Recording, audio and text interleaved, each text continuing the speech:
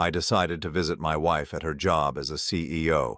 At the entrance, there was a sign that said authorized personnel only. When I told the guard I was the CEO's husband, he laughed and said, "Sir, I see her husband every day. There he is, coming out right now." So I decided to play along. I'm glad to have you here. Follow my story until the end and comment the city you're watching from so I can see how far my story has reached. I never thought a simple surprise visit would shatter everything I believed about my 28-year marriage. My name is Gerald. I'm 56 years old, and until that Thursday afternoon in October, I thought I knew my wife Lauren better than anyone in the world. It started as such an innocent idea. Lauren had been working late again, pulling those 12 and 14-hour days that came with being CEO of Meridian Technologies. I'd been making dinner for one too many nights, eating alone while she texted me updates about board meetings and client emergencies. That morning, she'd rushed out without her usual coffee, and I thought bringing her favorite latte and homemade sandwich might brighten her day. The downtown office building gleamed in the autumn sunlight as I pulled into the visitor parking space. I'd only been to Lauren's office a handful of times over the years. She always said it was easier to keep work and home separate, and I respected that boundary. Maybe I respected too many boundaries. I walked through the glass doors carrying the coffee and brown bag, feeling oddly nervous. The lobby was all marble and chrome, the kind of intimidating corporate space that made me grateful for my quiet accounting practice. A security guard sat behind an imposing desk, his nameplate reading William. "Good afternoon," I said, approaching with what I hoped was a confident smile. "I'm here to see Lauren Hutchins. I'm her husband, Gerald." William looked up from his computer screen, his expression shifting from professional courtesy to something I couldn't quite read. He tilted his head slightly, studying my face, as if trying to solve a puzzle. "You said you're Mrs. Hutchins's husband?" His voice carried a note of confusion that made my stomach tighten. "Yes, that's right, Gerald Hutchins. I brought her lunch." I held up the bag, suddenly feeling foolish. William's expression changed completely. His eyebrows shot up, and then he did something that froze my blood. He laughed. Not a polite chuckle, but a genuine, bewildered laugh that echoed through the marble lobby. "Sir, I'm sorry, but I see Mrs. Hutchins' husband every day. He just left about 10 minutes ago." William gestured toward the elevators with casual certainty. "There he is now, coming back." I turned, following his gaze, and watched a tall man in an expensive charcoal suit stride through the lobby. He was younger than me, maybe mid-40s, with the kind of confident bearing that seemed to own every room he entered. His dark hair was perfectly styled, his shoes polished to a mirror shine. Everything about him screamed success and authority. The man nodded to William with familiar ease. "Afternoon, Bill. Lauren asked me to grab those files from the car." "No problem, Mr. Sterling. She's in her office." Frank Sterling. I knew that name from Lauren's work stories, her vice president who joined the company 3 years ago, the man she occasionally mentioned in passing, always in professional context. Frank this, Frank that, always business. My hands felt numb around the coffee cup. The brown bag crinkled as my grip tightened involuntarily. Everything in me wanted to speak up, to correct this massive misunderstanding, but my voice had completely abandoned me. William was looking between Frank and me now, genuine confusion creasing his features. "I'm sorry, sir, but are you sure you're Mrs. Hutchins' husband? Because Mr. Sterling here is married to her." The words hit me like physical blows. Married to her, present tense, not was married, not claims to be married, but a simple, matter-of-fact statement that shattered my reality. Frank paused mid-stride, his attention drawn to our conversation. When his eyes met mine, I saw something flicker across his face. Not guilt, not surprise, but recognition. He knew exactly who I was. "Is there a problem here?" Frank's voice was smooth, controlled, the voice of a man accustomed to managing difficult situations. Something cold and calculating passed through my mind in that moment. Every instinct screamed at me to explode, to demand answers, to create the scene this situation deserved. But a deeper wisdom, born from 28 years of reading people and situations in my accounting practice, told me to play along.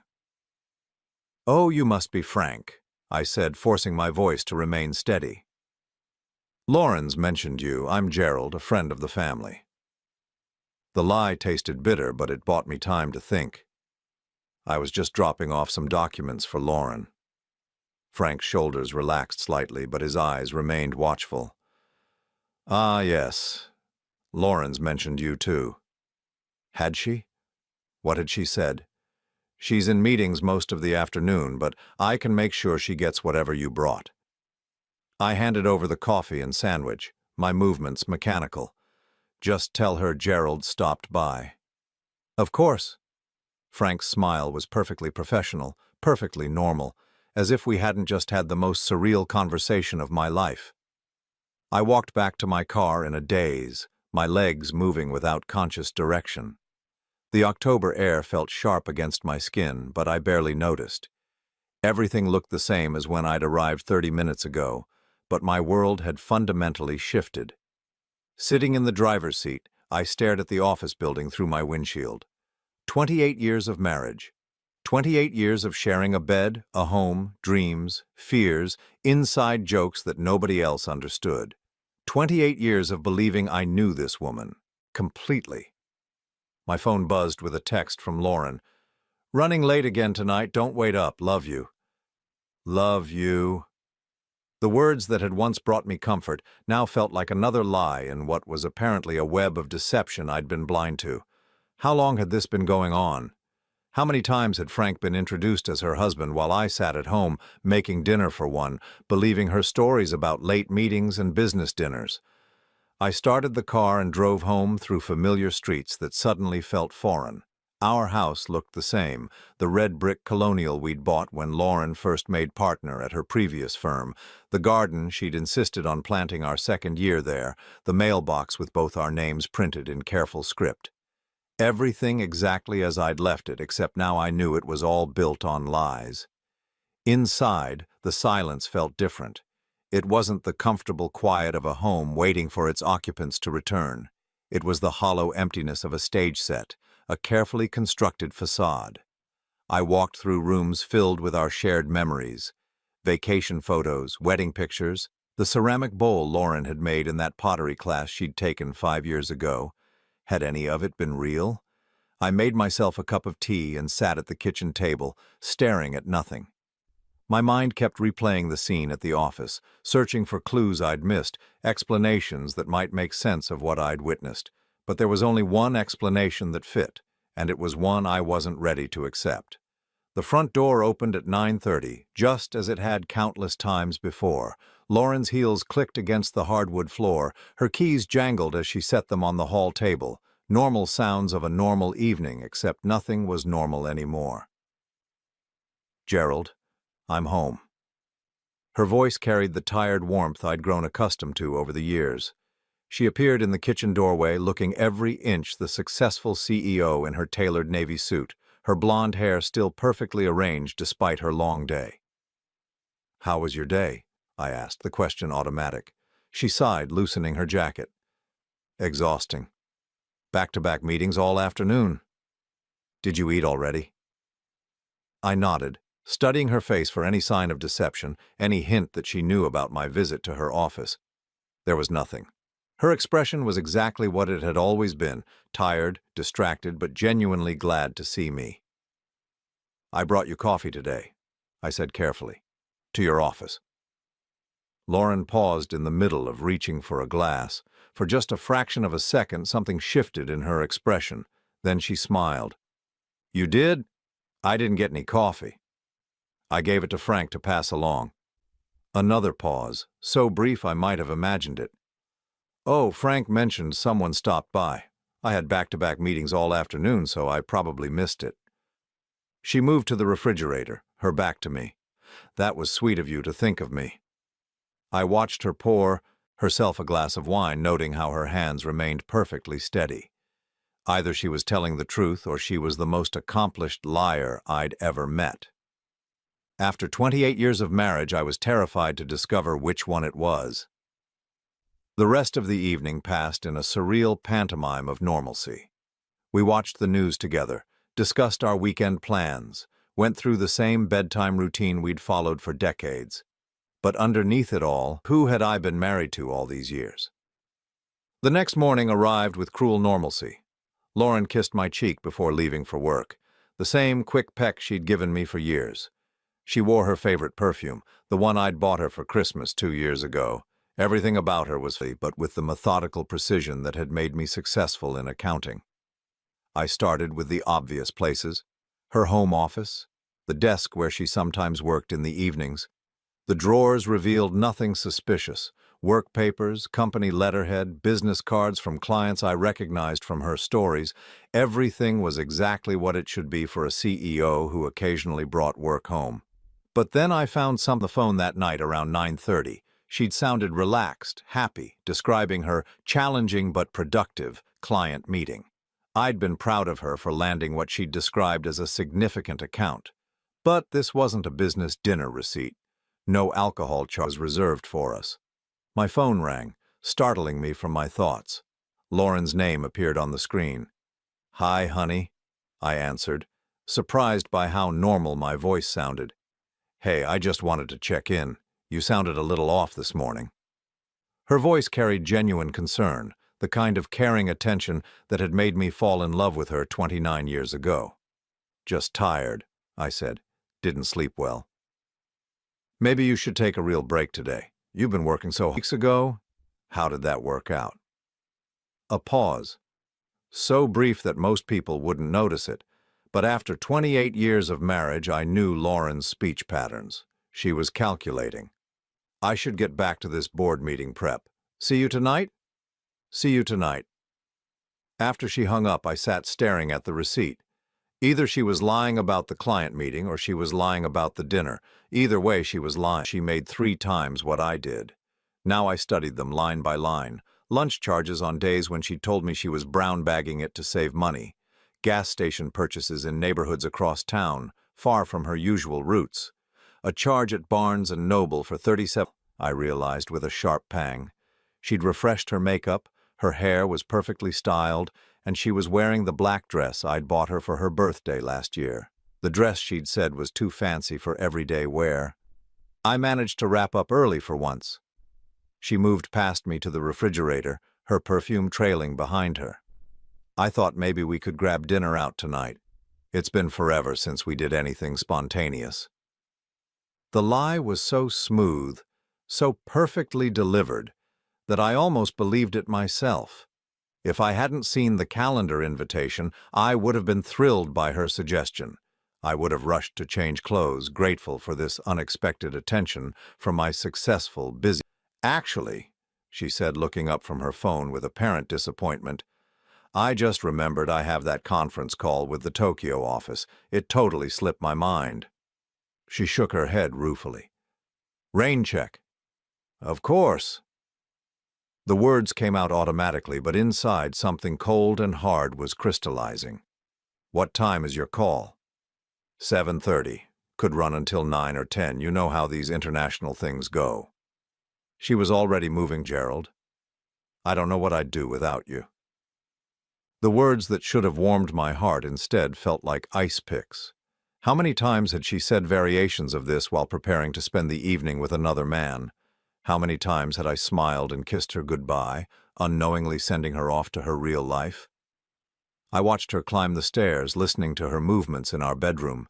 She was changing out of the black dress, probably into something more businesslike for her conference call. Or maybe into something entirely different for her dinner with Frank. 20 minutes later, she came back down wearing a navy blouse and dark slacks. Professional but attractive. Her makeup was perfect, her hair touched up. She looked like a woman preparing for an important evening, not someone settling in for a long phone conference. "I'll try not to be too late," she said, kissing my cheek. The same spot she'd kissed that morning, but now it felt like a betrayal instead of intimacy. "Take your time.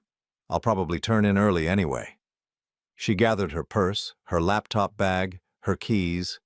The same routine I'd watched thousands of times, but now I knew I was watching an actress preparing to leave one performance for another. The house felt different after she left. Not empty, but haunted. Every familiar object seemed to mock me with its false comfort. The wedding photos on the mantel, the vacation souvenirs on the bookshelf, the coffee table we'd picked out together 10 years ago when we'd redecorated the living room. All of it was real, but none of it meant what I'd thought it meant. I made myself a sandwich and sat in front of the television, but I couldn't focus on anything. My mind kept circling back to the same impossible questions. How long had this been going on? How had I missed the signs for so long? And most devastatingly, had our entire marriage been a lie, or had something changed along the way? At 8:30, I found myself driving past Bellecourt. I told myself I was just going to the grocery store, that this route was perfectly normal. But when I saw Lauren's silver BMW in the restaurant parking lot, parked next to a dark Mercedes I assumed belonged to Frank, the last thread of hope I'd been clinging to snapped. They were in there right now, sharing the same kind of intimate dinner I thought was exclusive to our marriage. Was he telling her he loved her? Was she laughing at his jokes the way she used to laugh at mine? Were they planning a future that didn't include me? I drove home in a daze, the weight of my new reality settling around me like a heavy coat. My wife of 28 years was living a double life so complete, so seamlessly integrated that I'd been completely blind to it. The woman I'd thought I knew better than anyone was a stranger. The marriage I'd believed was solid was apparently just the cover story for her real relationship. But perhaps the most shattering realization was this. I had no idea how long I'd been living this lie, and I had no idea what to do about it. The revelation came 3 days later in the most mundane way possible. I was cleaning out the junk drawer in the kitchen, something I did quarterly to keep our household organized, when my fingers closed around a key I didn't recognize. It was brass, worn smooth at the edges, attached to a keychain from Harbor View Apartments across town. I stared at it for a long moment, my mind trying to process what I was seeing. We owned our house outright, had for the past 8 years. Neither of us had any reason to have an apartment key, let alone one from a complex 30 minutes away from our neighborhood. That afternoon, while Lauren was at what she'd called a client presentation, I drove to Harbor View Apartments. The complex was nice, upscale but not ostentatious.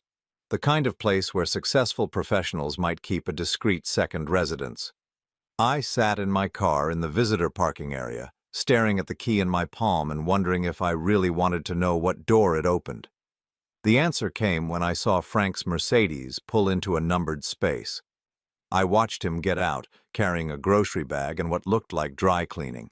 He moved with the easy familiarity of someone coming home, not someone visiting. When he disappeared into Building C, I waited exactly 10 minutes before following. The key fit perfectly into apartment 214. The door opened onto a life I never knew existed. It wasn't a temporary hiding place or a secret meeting spot. It was a home. A fully furnished, lived-in home with photos on the mantel, books on the shelves, and Lauren's favorite throw pillows arranged on a couch I'd never seen before. But it was the photos that destroyed me completely. Lauren and Frank at what looked like a company Christmas party, his arm around her waist in a possessive, intimate way. The two of them on a beach I didn't recognize, both tanned and relaxed. Lauren wearing a sundress I'd never seen. Frank kissing her cheek while she laughed, her left hand visible and notably bare of the wedding ring she wore at home. I moved through the apartment like a ghost, cataloging evidence of a relationship that was clearly far more than an affair. This was a second life, complete and established. In the bedroom, Lauren's clothes hung next to Frank's in a shared closet. Her perfume sat on the dresser next to his cologne. The bathroom held 2 toothbrushes, her contact solution, the expensive face cream she claimed was too costly to repurchase when she'd run out 6 months ago. On the kitchen counter, I found the most devastating evidence of all, a folder labeled Future Plans in Lauren's handwriting.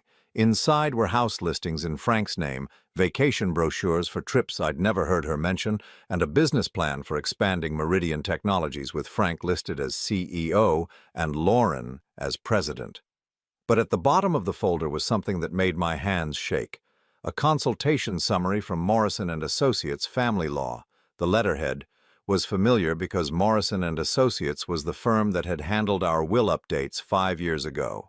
According to the summary, Lauren had met with them twice in the past 4 months to discuss optimal divorce strategies for high-asset individuals. The document outlined her approach in clinical detail. She planned to file for divorce citing irreconcilable differences and emotional abandonment. The strategy involved establishing a pattern of my alleged emotional unavailability, supported by what the lawyer called lifestyle incompatibility evidence. According to this plan, my preference for quiet evenings at home would be presented as social isolation. My satisfaction with my small accounting practice would become lack of ambition. My contentment with our modest lifestyle would be reframed as inability to support her professional growth. But the most chilling part was the timeline. Lauren had been planning this divorce for at least 2 years, carefully documenting instances of what she called my withdrawn behavior. She'd been creating a narrative of our marriage that painted me as an inadequate husband who'd gradually become emotionally unavailable. The woman I'd been living with, loving, trusting, had been systematically building a case against me while I remained completely oblivious. I sat on their couch, surrounded by evidence of their shared life, and tried to process the magnitude of the deception. This wasn't just an affair that had gotten out of hand. This was a calculated replacement of one life with another. Frank hadn't just stolen my wife. He'd systematically assumed my role while I was gradually being written out of the story. My phone buzzed with a text from Lauren. "Running late tonight. Don't wait up. Love you." Love you. The same words she'd probably texted me from this very apartment, maybe while Frank was cooking dinner in their kitchen or while they were planning their next vacation together. How many times had she sent me loving messages, while actively living a completely different life? I photographed everything with my phone, my accountant's mind automatically creating the documentation I'd need later. The photos, the legal documents, the evidence of their shared residence. But as I worked, a strange calm settled over me. For 3 days I'd been tormented by uncertainty, by the gap between what I knew and what I suspected. Now I had answers, and while they were devastating, they were also clarifying. Lauren hadn't just been having an affair. She'd been conducting an elaborate long-term plan to transition from one life to another, with me as the unwitting supporting character in my own replacement. The woman I'd been married to for 28 years had spent the last several years methodically erasing me from her future while maintaining the facade of our marriage. When I got home, I found Lauren's laptop open on the kitchen counter again. This time, I didn't hesitate. I opened her email and found correspondence that confirmed everything I'd discovered at the apartment. Messages between Lauren and Frank discussing when to make the transition. Communications with her lawyer about preparing Gerald for the inevitable changes. Even emails to our mutual friends, subtly preparing them for what she called some difficult decisions I'll need to make about my marriage. One email to her sister Sarah, dated just 2 weeks ago, was particularly devastating. "Gerald's been so distant lately. I think he's going through some kind of midlife crisis, but he won't talk about it. I'm trying to be patient, but I can't sacrifice my own happiness indefinitely. Frank thinks I should consider all my options." Reading this, I realized that Lauren hadn't just been living a double life. She'd been actively rewriting our marriage history to justify her planned exit. Every quiet evening I'd spent reading while she worked on her laptop, every time I'd encouraged her to pursue her career ambitions even when it meant less time together, every instance of my being supportive rather than demanding had been transformed into evidence of my inadequacy as a husband. The cruelest part was recognizing how she'd manipulated my own responses to support her narrative. When she'd started working later and traveling more, I'd been understanding. When she'd seemed stressed and distant, I'd given her space. When she'd suggested we needed better communication, I'd agreed to couples counseling, never realizing I was providing her with material to use against me later. That night, Lauren came home at nearly 11 o'clock, apologizing for her late evening with client entertainment. She kissed my cheek and asked about my day, the same routine we'd followed for years. But now I could see it for what it was, a performance designed to maintain the status quo until she was ready to execute her exit strategy. "How was the client dinner?" I asked, testing her reaction. "Productive, I think. We're trying to land this big contract, and sometimes these things require extra relationship building." She moved around the kitchen with practiced ease, making herself a cup of tea. Frank was there too, of course, since he'll be managing the account if we get it. Frank was there too, of course he was. I wondered if they'd laughed about this conversation later in their shared apartment while planning their shared future. "That's good," I said. "You and Frank work well together." Lauren paused, cup halfway to her lips. "We do. He really understands the business side of things."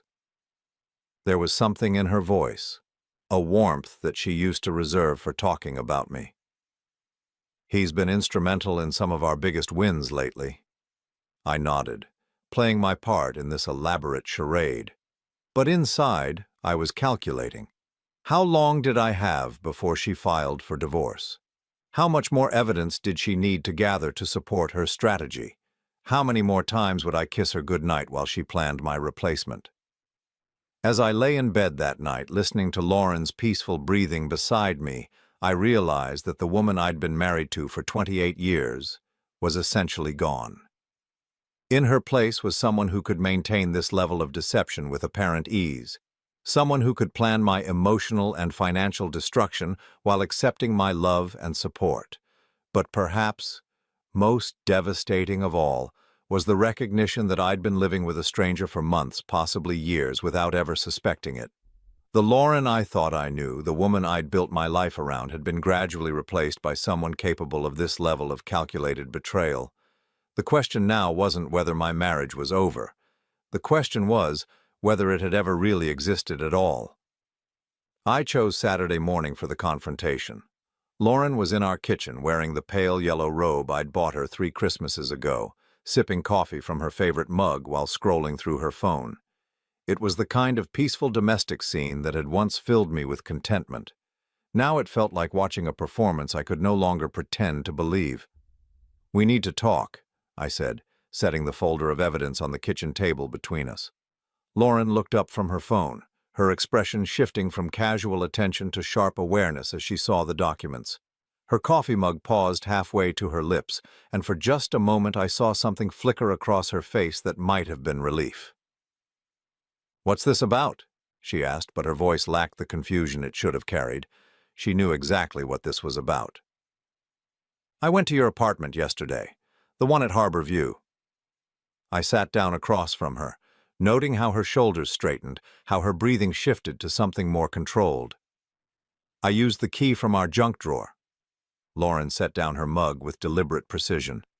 When she looked at me again, the mask was gone. The loving wife, the concerned partner, the woman who'd been apologizing for late nights and long meetings had disappeared. In her place sat someone I barely recognized, someone whose eyes held a coldness I'd never seen before. "I see." Her voice was calm, matter-of-fact. "How much do you know?" The question hit me like a physical blow. Not denial, not confusion, not even anger.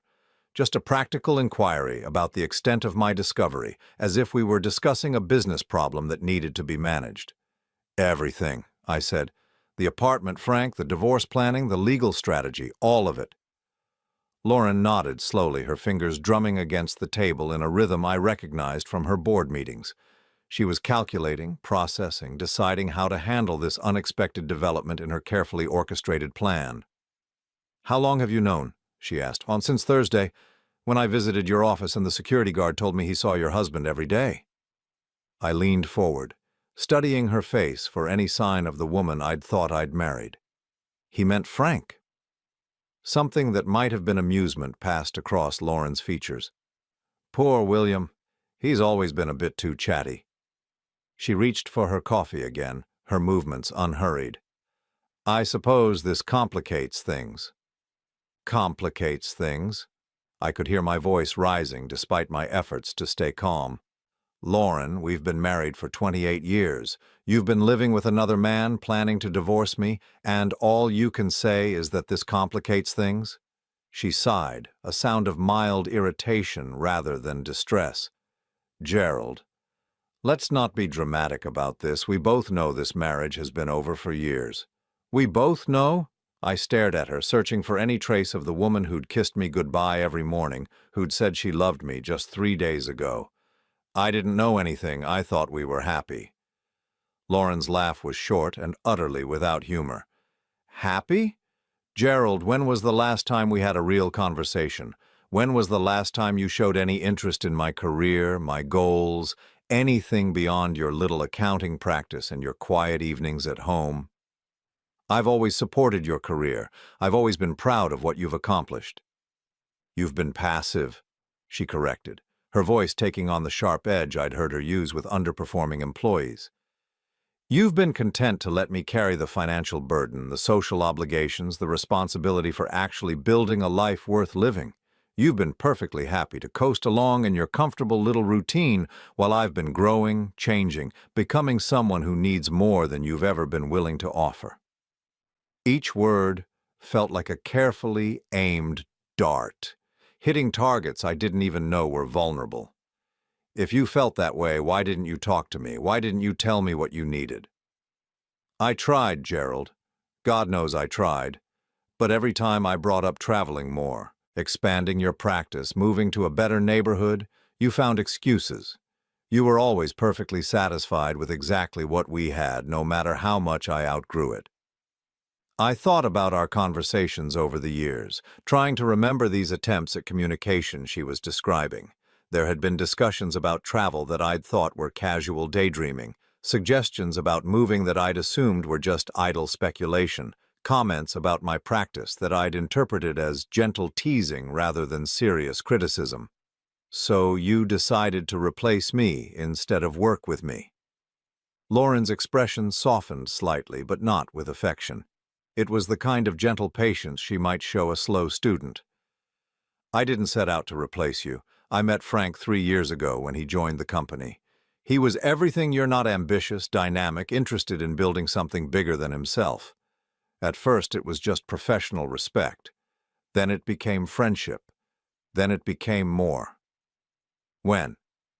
The question came out as barely a whisper. When what? When did it become more? She considered this, tilting her head as if trying to recall the details of a business transaction. About 2 years ago, Frank had just closed his first major deal with us. We went out to celebrate, and we ended up talking until 3 in the morning about our dreams, our plans, the kind of life we wanted to build. It was the most stimulating conversation I'd had in years. You came home that night. I remember you said the client dinner ran late. It did, in a way. Lauren's voice was matter-of-fact, as if she were describing something that had happened to someone else. That's when I realized what I'd been missing. Frank listens when I talk about expanding the company internationally. He gets excited about the same opportunities that excite me. He wants to build an empire, not just maintain a comfortable existence. And that justified lying to me for 2 years? For the first time, Lauren showed a flash of real emotion. But it wasn't guilt or sadness, it was irritation. I wasn't lying, Gerald. I was protecting you from a reality you weren't ready to face. Our marriage was already over, you just didn't want to see it. Our marriage was over because you decided it was over, because you found someone who matched your ambitions better than I did. Our marriage was over because you stopped growing. Lauren stood up, moving to the window with the fluid grace that had first attracted me to her nearly 30 years ago. I kept hoping you'd develop some passion for something, anything beyond your routine. But you never did. You've been the same man at 56 that you were at 36, and I'm not the same woman. I stared at her profile against the morning light, recognizing the truth in her words even as they devastated me. I had been content with our life in ways that she apparently never was. I had found fulfillment in our quiet evenings, our modest successes, our stable routine. While she'd been dreaming of bigger things, I'd been grateful for what we had. So you and Frank have been planning to get rid of me. Lauren turned back to me, her expression businesslike. We've been planning our future.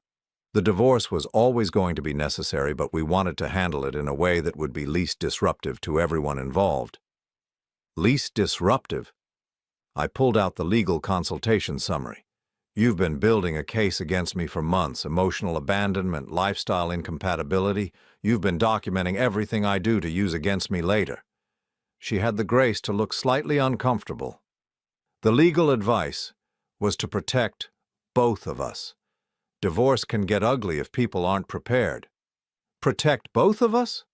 Lauren, you've been systematically destroying my reputation with our friends, making me look like an inadequate husband who drove you to seek happiness elsewhere. I've been honest about the state of our marriage, she said defensively. If that makes you uncomfortable, maybe you should ask yourself why. The circular logic was dizzying. She'd been unfaithful, deceptive, and manipulative, but somehow I was the one being asked to examine my behavior. It was a level of psychological manipulation that left me feeling unmoored, questioning my own perceptions. "Do you love him?" I asked, surprising myself with the question. Lauren's expression softened for the first time during our conversation, but not in a way that offered me any comfort. "I do. I love Frank in a way I never loved you. He challenges me, inspires me, makes me want to be better than I am. With him, I feel like I'm living instead of just existing." "And with me?" She looked at me for a long moment, her gaze neither cruel nor kind, just honest. "With you, I felt safe, comfortable, unchallenged.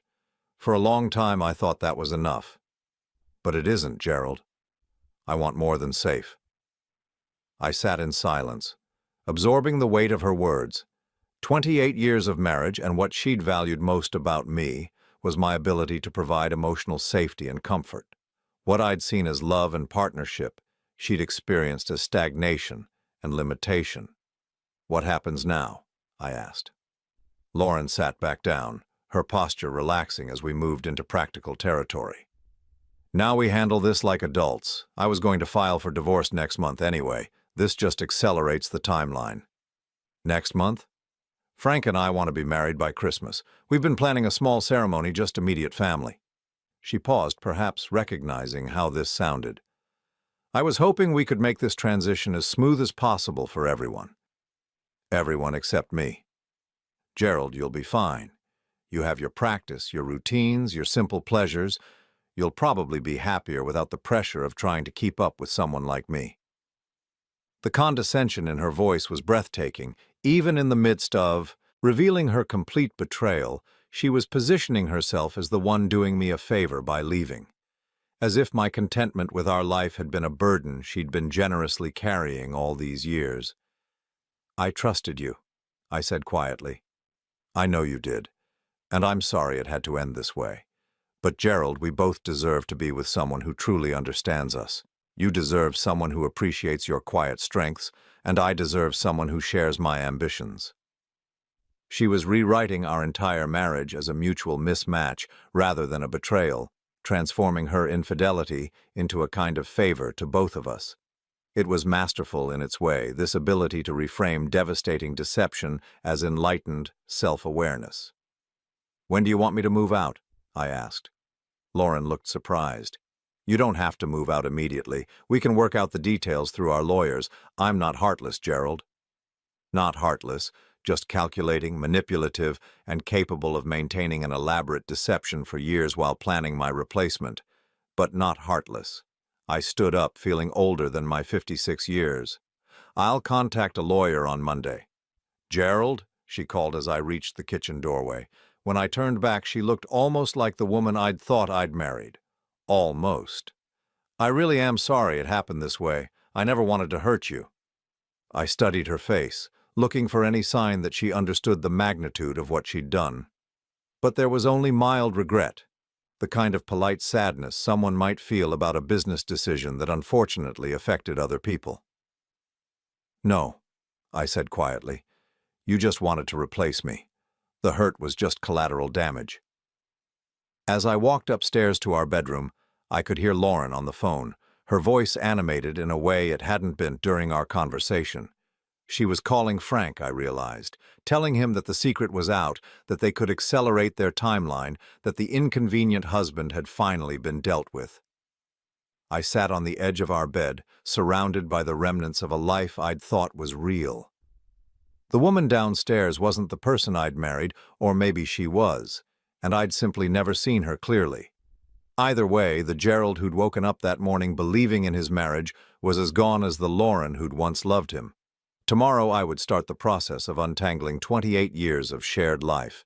But tonight, I needed to grieve not just for my marriage, but for the man I'd been when I still believed in it. Monday morning, I sat across from David Morrison, the same lawyer who'd handled our wills 5 years ago. The irony wasn't lost on me that Lauren had consulted with his firm about divorcing me, while I was now seeking his help to protect myself from her plans. Gerald, I have to tell you, this is one of the most calculated divorce strategies I've seen in 30 years of practice, David said, reviewing the documents I'd brought him. Your wife has been building this case for a very long time. I nodded, watching him flip through photographs of the apartment, copies of the legal consultation notes, and printouts of Lauren's carefully documented evidence against me. What are my options? David leaned back in his leather chair, his expression thoughtful. Well, the good news is that her strategy depends on you being unprepared and uninformed. The fact that you discovered this before she filed changes everything. He tapped the consultation summary. She was planning to paint you as emotionally unavailable and financially irresponsible, but we can counter that narrative. How? With facts. You've been the stable, supportive spouse for 28 years. You've never been unfaithful, you've supported her career advancement, and you've managed your joint finances responsibly. David smiled grimly. More importantly, you have evidence of her systematic deception and adultery. That matters, even in a no-fault state.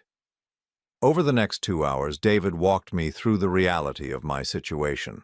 While Texas was indeed a community property state, Lauren's adultery and deception could impact the division of assets. More importantly, her documented plans to manipulate the divorce proceedings could seriously undermine her credibility with a judge. There's something else, I said, pulling out a folder I'd prepared over the weekend. I've been doing some financial analysis. David raised an eyebrow as I spread out spreadsheets and bank statements across his desk. This was where my accounting background became invaluable. While Lauren had been busy documenting my alleged emotional failures, I'd been quietly tracking our financial reality. Lauren makes $200,000 a year as CEO, I explained. But our joint expenses have been running about $60,000 more than her salary for the past 3 years. I've been subsidizing her lifestyle without realizing it. David studied the numbers, his expression growing increasingly interested. How? My practice generates about $120,000 annually.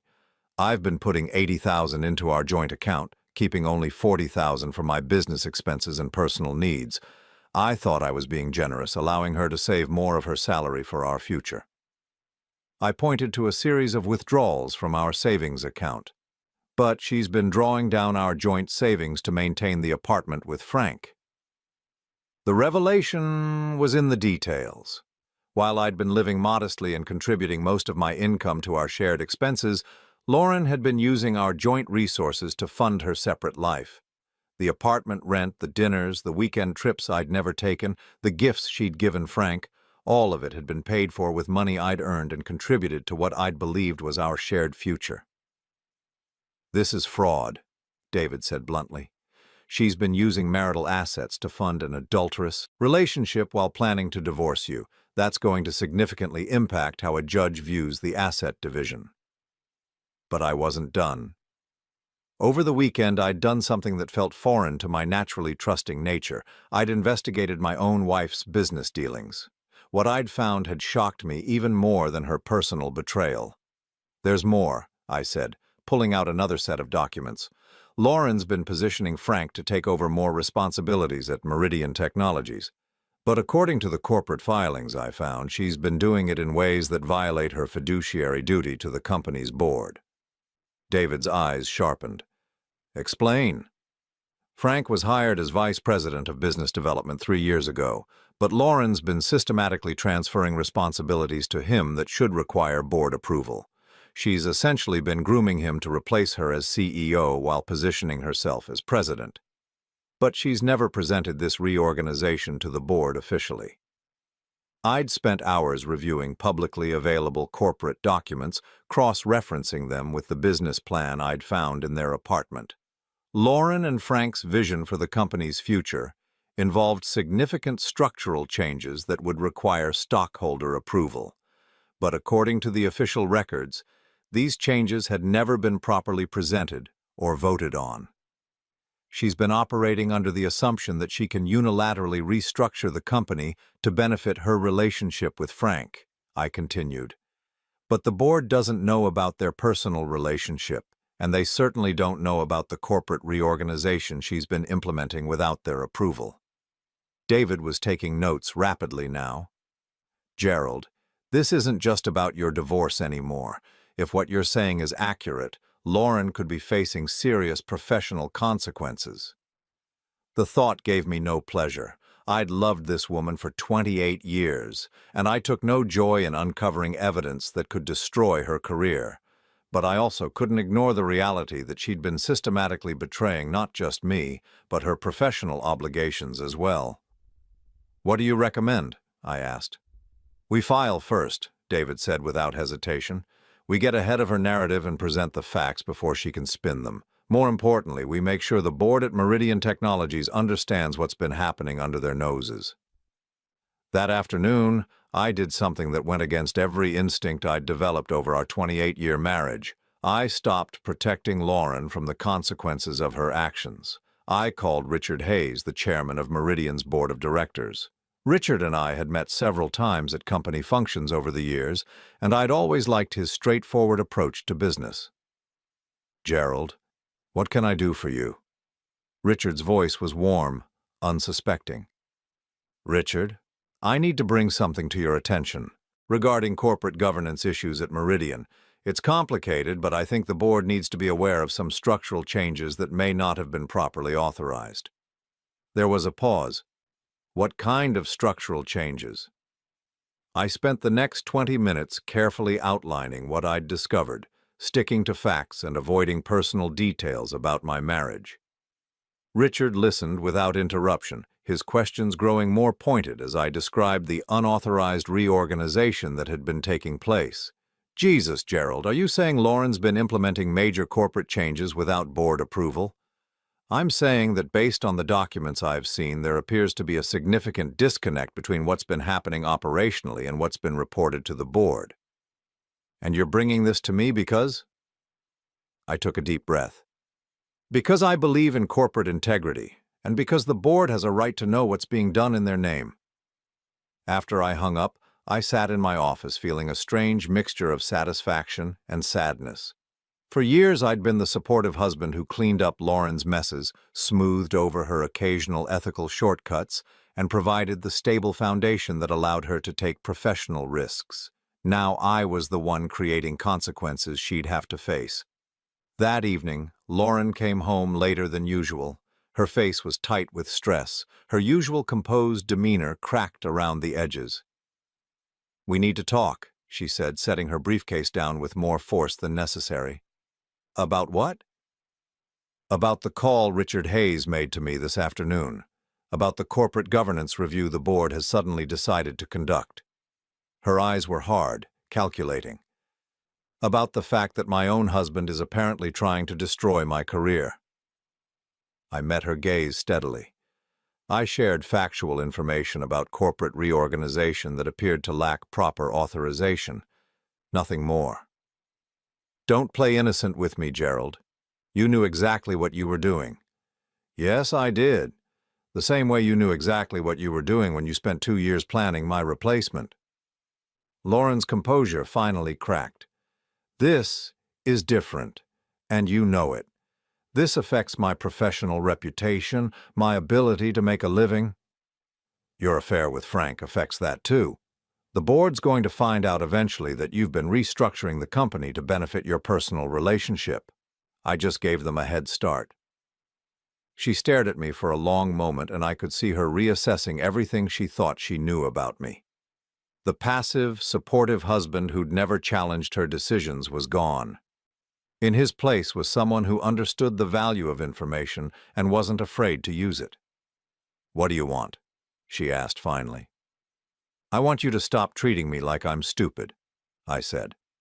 "I want you to acknowledge that your actions have consequences beyond your personal happiness. And I want you to understand that I'm not going to quietly disappear just because it would be convenient for your new life plan." Lauren sat down across from me, her posture defensive. "The board review will pass.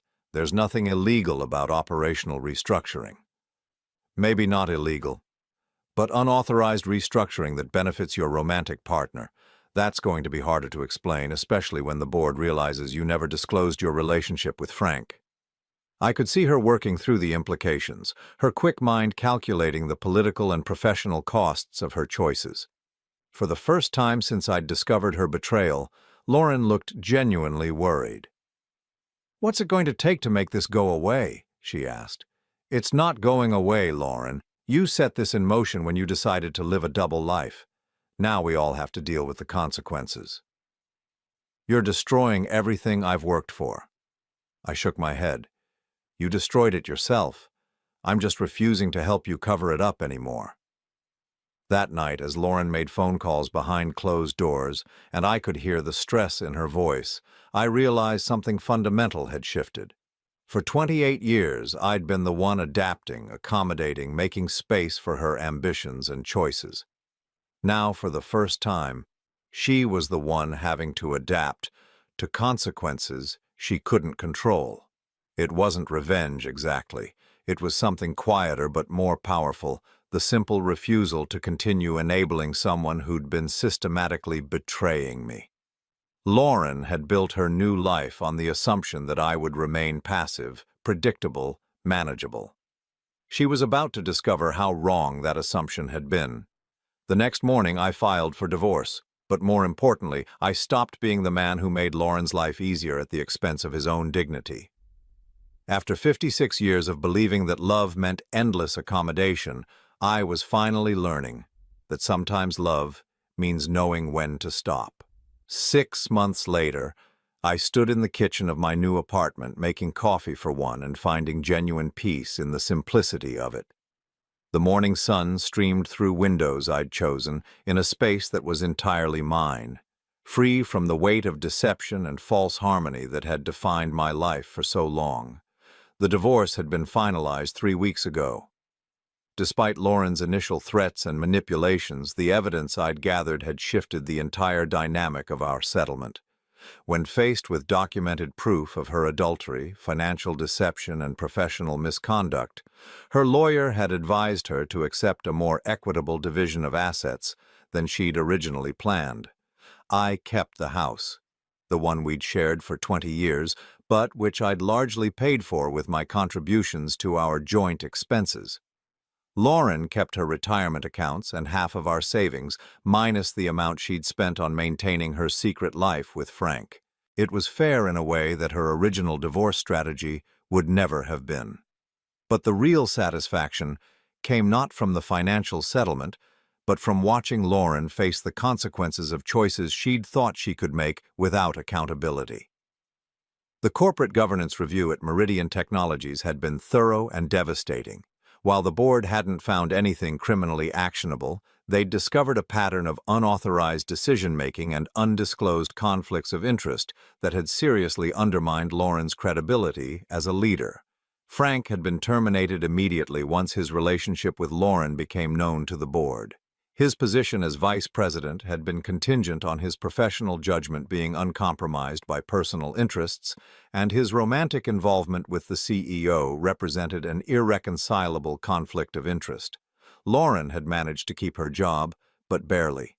She'd been placed on probation, her decision-making authority had been significantly restricted, and she was required to report to a newly appointed chief operating officer who essentially supervised her every move.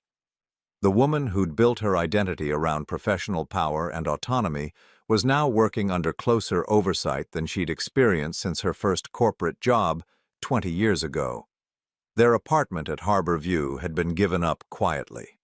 Frank had moved back to Denver taking a position with a smaller firm at considerably less money than he'd been making at Meridian. Lauren had moved into a modest one-bedroom place, closer to her office, a significant downgrade from the luxury she'd become accustomed to. I learned about these developments not through direct contact, but through the small network of mutual friends and professional acquaintances that inevitably carried news in a city like ours. Some of these people had reached out to me after the divorce, expressing surprise at the circumstances and, in a few cases, apologizing for having believed Lauren's carefully constructed narrative about our marriage's decline. I had no idea. Sarah Martinez, one of Lauren's former colleagues, had told me when we'd run into each other at the grocery store. She made it sound like you'd grown apart gradually, like it was mutual. Nobody knew about Frank. These conversations had been validating in ways I hadn't expected. For months, I'd been questioning my own perceptions, wondering if I'd really been as inadequate a husband as Lauren had claimed. Learning that even her closest professional friends had been deceived helped me understand that her capacity for manipulation extended far beyond our marriage. But the most profound change wasn't in Lauren's circumstances or in the validation I'd received from others. It was in my own relationship with myself. For the first time in decades, I was living without the constant undercurrent of someone else's dissatisfaction. I hadn't realized how much energy I'd been spending trying to anticipate Lauren's needs, accommodate her moods, and compensate for whatever was missing in our relationship that I'd apparently been too dense to understand. My apartment was smaller than our house, but it felt spacious in ways that had nothing to do with square footage. I could read in the evening without worrying that my contentment with simple pleasures was somehow disappointing to someone who needed more stimulation. I could cook meals I actually wanted to eat instead of trying to impress someone who was probably texting her real partner while sitting across from me. I'd even started dating, something I'd thought would be impossible at 56 after 28 years of marriage. Margaret was a widow I'd met through my church, a gentle woman who appreciated conversation about books and enjoyed quiet dinners without needing them to be productions. She found my contentment with simple pleasures charming rather than limiting, and her uncomplicated affection was a revelation after years of trying to earn love from someone who'd been systematically withdrawing it. The strangest part was realizing how much happier I was without the marriage I'd thought I'd been fighting to save. Lauren had been right about one thing. We had grown incompatible, but not in the way she'd described. She'd become someone who could maintain elaborate deceptions while accepting love from someone she was actively betraying. I'd remained someone who believed in honesty, loyalty, and the possibility of working through problems together. Her version of growth had required discarding the values that had built our marriage. My version of growth was learning to protect those values from people who would exploit them. One evening in late spring, I was sitting on the small balcony of my apartment, reading and enjoying the sunset, when my phone rang. Lauren's name appeared on the screen, the first time she'd called since our divorce was finalized. I almost didn't answer. We had nothing left to discuss, no shared obligations that required communication. But curiosity won. "Hello, Lauren." "Gerald." Her voice sounded tired, older somehow. "I hope I'm not disturbing you. What can I do for you?" There was a long pause. I wanted to apologize for how everything happened, for the way I handled things. I waited, saying nothing. "I know you probably don't want to hear this, but I've had a lot of time to think about what I did, about the choices I made." Another pause. "You didn't deserve what I put you through." "No, I didn't." I convinced myself that our marriage was already over, that I was just being honest about reality. But the truth is, I ended it long before I admitted it to myself. I ended it when I decided you weren't enough anymore, instead of trying to work with you to build something better. I found myself genuinely curious about this conversation. What's prompted this reflection? Lauren let out a sound that might have been a laugh, but without humor. "Losing everything I thought I wanted." Frank and I lasted exactly 6 weeks after he moved to Denver. Turns out our great love affair was more about the excitement of secrecy and the thrill of planning a new life than about actually wanting to live together day to day. I'm sorry to hear that. Are you? She sounded genuinely curious. I considered the question honestly. Yes, I am. I'm sorry you threw away 28 years for something that wasn't real. I'm sorry you hurt so many people in pursuit of something that didn't exist. I'm sorry you discovered too late that what we had was actually valuable. Do you ever think about what might have happened if I'd just talked to you? If I'd been honest about feeling restless instead of creating this whole elaborate deception? Sometimes, I admitted. But Lauren, the problem wasn't that you felt restless or wanted more from life. The problem was that you chose deception and betrayal instead of honest communication. You chose to replace me instead of working with me. I know that now. Do you? Because even in this apology, you're focusing on the outcome that didn't work out for you, not on the damage you caused along the way. You're sorry that your strategy failed, not sorry that your strategy involved systematically lying to someone who loved you. Silence stretched between us. You're right, she said finally. Even now, I'm still making it about me. Yes, you are. I hope you're happy, Gerald. I hope you found someone who appreciates what I was too selfish to value. I have. Her name is Margaret, and she's everything you never were. Honest, kind, and capable of love without manipulation. Good. You deserve that. After she hung up, I sat on my balcony as the sun finished setting, thinking about the strange journey that had brought me to this peaceful evening. A year ago, I'd been living a lie without knowing it, married to someone who was systematically planning my replacement while accepting my love and support. Now I was alone, but not lonely. Starting over, but not starting from scratch. I'd learned that contentment wasn't a character flaw and that my capacity for loyalty and trust, while it had made me vulnerable to exploitation, was also what made me capable of real intimacy with someone who shared those values. Lauren had seen my satisfaction with our quiet life as evidence of my limitations. Margaret saw it as evidence of my ability to find joy in authentic connection rather than needing constant external validation.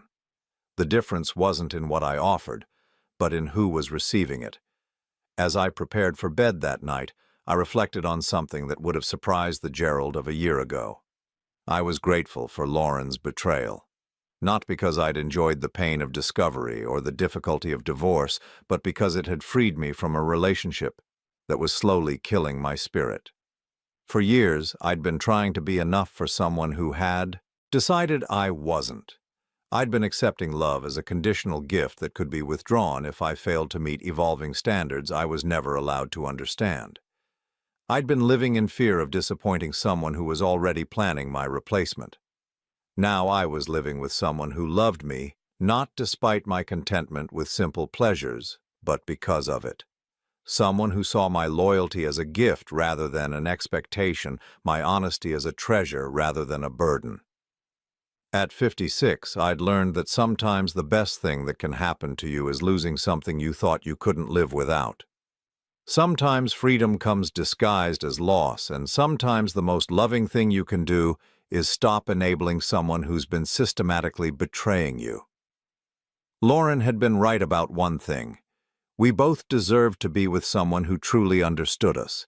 She deserved someone capable of the same level of deception and manipulation that she was. And I deserved someone whose love didn't come with conditions, expiration dates, and exit strategies. As I turned off the lights in my small, honest apartment, I realized that for the first time in years, I was exactly where I belonged.